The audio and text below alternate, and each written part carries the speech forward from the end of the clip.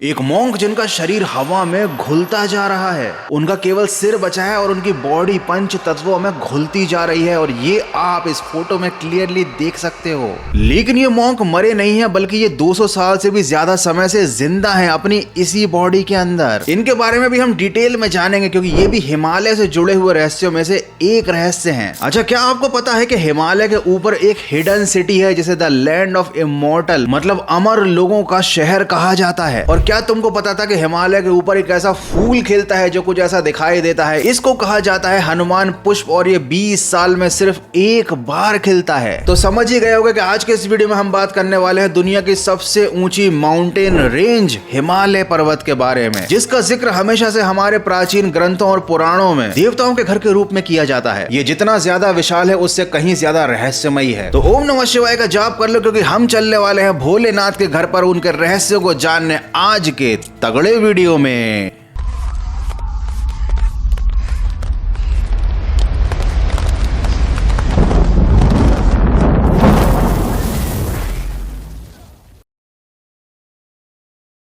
जब भी हिमालय से जुड़े रहस्यों की बात आती है, लोगों के दिमाग में सबसे पहले आता है कैलाश पर्वत, क्योंकि ये कैलाश पर्वत रहस्यों का भंडार है। लेकिन इसके बारे में ऑलरेडी मैं 2 डिटेल में वीडियोस बना चुका हूं। तो आज हम कैलाश पर्वत के बारे में नहीं बल्कि हिमालय के कुछ ऐसे रहस्यों के बारे में बात करने वाले हैं जिनके बारे में शायद ही आपने कहीं पर सुना हो।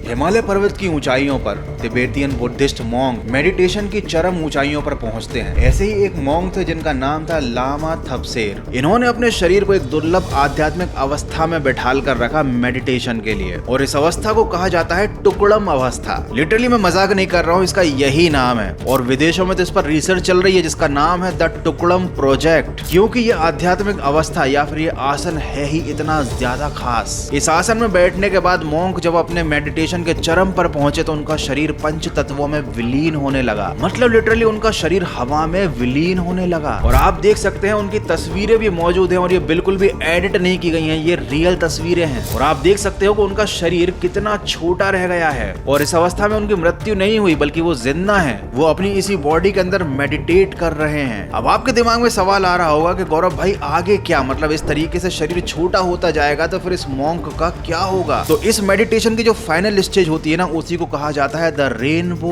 बॉडी। मतलब शरीर पूरी तरीके से हवा में घुल जाता है, शरीर नहीं बचता, केवल आत्मा बचती है एक रोशनी के रूप में जिसमें से कि एक 7 रंगों का रेनबो निकलता है, एक इंद्रधनुष। और जब कोई मॉन्क इस अवस्था को प्राप्त कर लेता है तो उसका शरीर मुक्त हो जाता है और उसकी आत्मा पहुंच जाती है एक ऐसी जगह पर जिसको कहा जाता है द लैंड ऑफ इमॉर्टल्स। और ये जो टुकड़म अवस्था है ना, ये 1-2 हजार साल पुरानी नहीं बल्कि 10,000 साल पुरानी विद्या है जिन्हें इन साधु संतों, लामाओं और मॉन्क्स ने आज तक जिंदा रखा है।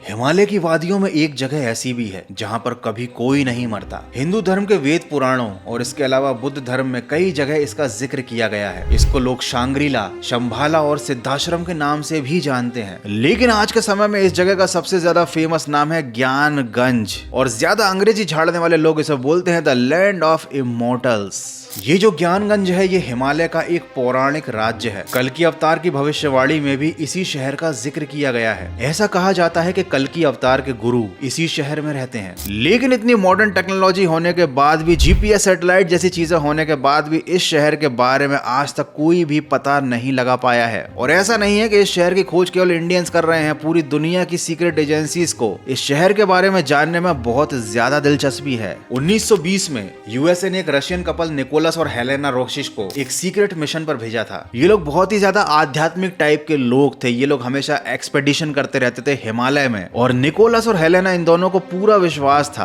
कि ज्ञानगंज जैसी कोई जगह वास्तव में एग्जिस्ट करती है। ये लोग 5 साल तक हिमालय में घूमते रहे, इस जगह के बारे में तलाश करते रहे, अपनी डायरी में अपनी खोजों के बारे में और अपने एक्सपीरियंसेस के बारे में लिखते रहे। लेकिन अचानक से एक दिन ऐसा आया जब ये दोनों कहीं गायब हो गए। इनके बारे में किसी को कुछ पता नहीं चला।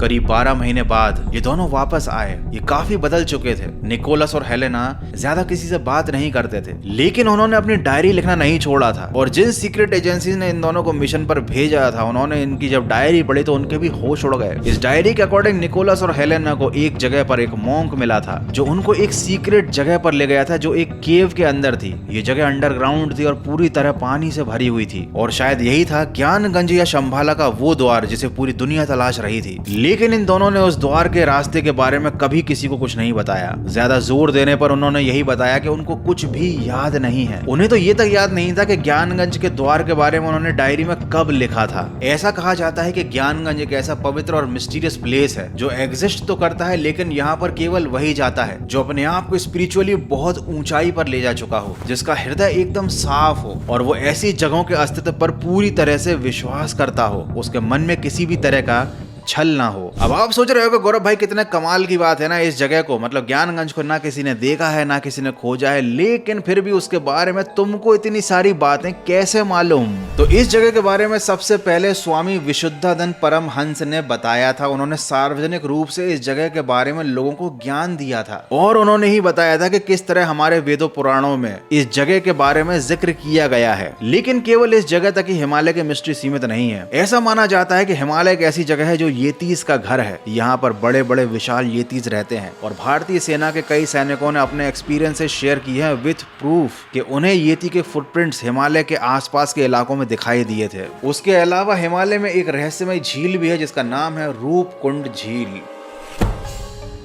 रूपकुंड झील समुद्र तल से करीब 16,500 फीट ऊंचाई पर मौजूद है। ये झील हिमालय की 3 चोटियों के बीच स्थित है। ये 3 चोटियां त्रिशूल की तरह दिखाई देती हैं, इसलिए कई जगह पर इनको त्रिशूल के नाम से ही जाना जाता है। साथ ही रूपकुंड झील को कंकालों की झील भी कहा जाता है। साल के अधिकतर समय तक तो ठंड की वजह से इस झील का पानी जमा रहता है, लेकिन जब इसका पानी पिघलता है या फिर इसका पानी कम होता है तो इसके अंदर से हजारों इंसानी हड्डियां बाहर झांकने लगती हैं। साथ ही यहाँ पर कई इंसानों के अंग भी दिखाई देते हैं जो बिल्कुल सही सलामत प्रिजर्व्ड हैं, क्योंकि यहाँ पर ठंड ही इतनी पड़ती है। अब आप बोलोगे गौरव भाई अगर कुछ लोगों के अंग सही सलामत है तो बाकी लोगों के अंगों का क्या हुआ? तो देखो यहाँ पर भी भेड़िए रहते हैं, यहाँ पर भी ऐसे जानवर रहते हैं जो बर्फ में सर्वाइव कर सकते हैं। तो जब इस झील का पानी कम होता है तो उन जानवरों ने उस समय पर जब ये बॉडीज पूरी सही सलामत रही होंगी उनका मांस खा लिया होगा, इसलिए अभी तक ये केवल कंकाल ही कंकाल बचे हैं। ऐसा माना जाता है कि यहाँ पर 600 से 800 तक इंसानों के कंकाल हैं। साल 1942 में एक ब्रिटिश फॉरेस्ट रेंजर ने इस झील की खोज की थी, लेकिन आज तक इस बात की खोज नहीं हो पाई कि भाई ये कंकाल आखिर इस झील में इतनी ऊंचाई पर हिमालय पर्वत पर आए कहां से। अब देखो इसके बारे में बहुत सारी थ्योरीज हैं। कोई कहता है कि भैया किसी एक्सीडेंट के दौरान मर गए होंगे, कुछ लोग कहते हैं कि ये तीर्थ यात्री थे, कुछ लोग कहते हैं कि ये भारतीय सैनिक थे, लेकिन किसी भी थ्योरी का अभी किसी के पास कोई भी पुख्ता सबूत नहीं है।